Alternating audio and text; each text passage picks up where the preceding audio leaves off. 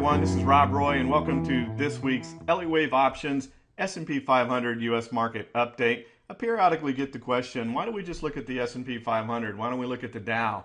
Well, the Dow is publicized pretty regularly, but it only represents 30 companies. It's the largest 30 industrial companies, but in the end, it's only 30 companies. The S&P 500 is the 500 blue chip companies. I just think, personally, my opinion, that it gives a better representation of the market as a whole. So let's take a look at it. Big news is on Friday, we did post a new closing high. Not a new intraday high yet, but a new closing high, which is more important in my opinion. Maybe on Monday we get the new intraday high. But one thing I wanted to point out is we do have a zigzag pattern in this wave 5.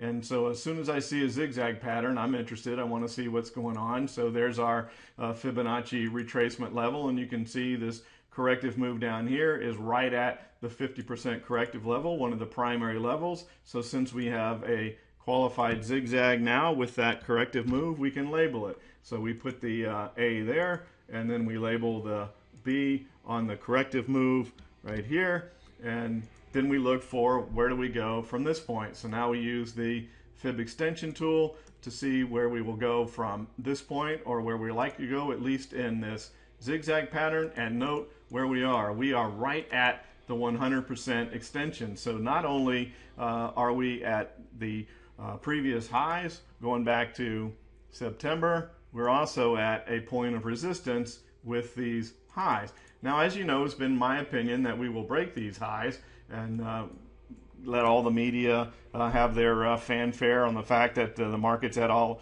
new all-time highs, and that'll bring the retail traders in, and then we will start to have some sort of a corrective move at that point as the smart money begins to get out. Well, now at least we have a pretty decent target of where we might go, and that could be up to 3020, which would be the 161.8% extension, and that makes an awful lot of sense. Sometimes the market does things that don't always make sense, but that makes a lot of sense. Now the question again is, do we go straight there, or at this level here, do we back off and then turn around and go up to that level? That's what we'll be watching for in the next couple of weeks. Moving over to the SPY, which we like to do so that we can bring volume into the mix, you can see, and I've been talking about this, that there has not been a lot of participation from retail people in this move. It's been mostly institutions. And you can see that the volume is definitely drawing off. We've been talking about that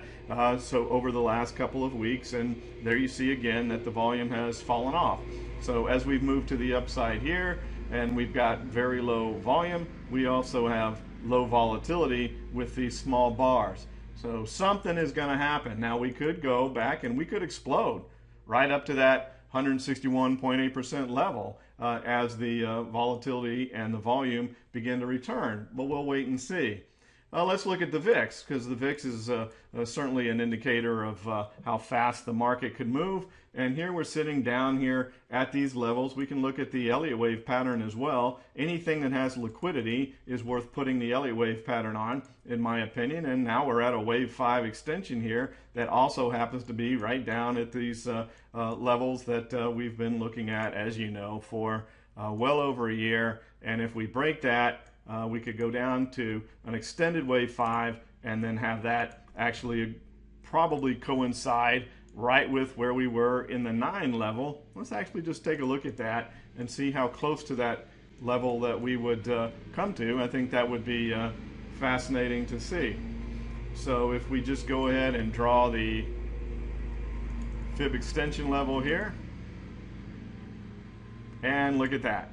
The 61.8% level, just as I suspected, is right there around 9. So if the market does quickly break above this level without any sort of a pullback, and we head up to that 161.8% extension on the S&P, we would very likely go down and retest that VIX extension at the 9 level that, if we go back and look, you can see was the primary level for such a long time in 2017 and into 2018 before some of the volatility returned. And boy, that's been quite helpful for us on our alerts. Having the extra volatility has helped us to achieve some pretty amazing results over the past year. All right, now what could derail this? We've talked about what could happen to cause this to move back to the upside, and that would be the the media glorifying the new highs, etc. What could derail it? Well, the number one thing that could derail it, interest rates. If interest rates begin to go back to the upside, that could certainly change things significantly. I can tell you this, the market does not like higher interest rates, whether it comes naturally or whether it comes from the Federal Reserve. No market, no equity market likes higher interest rates. And we've talked about how we had this wave 5 pattern to the downside that hit absolutely spot on. I showed you that last week. And then we also talked about how we would likely move up, fill this gap, and then we would eventually march back up to this wave 4 high. That's what happens when you have a wave 5 completion. Well, the question becomes, now that we've closed this gap, you can see that we are starting to retrace back a little bit, and interest rates going down is actually giving the market a little bit of extra room to move to the upside, and that has been helpful on this move back up to that 100% extension that we've been talking about.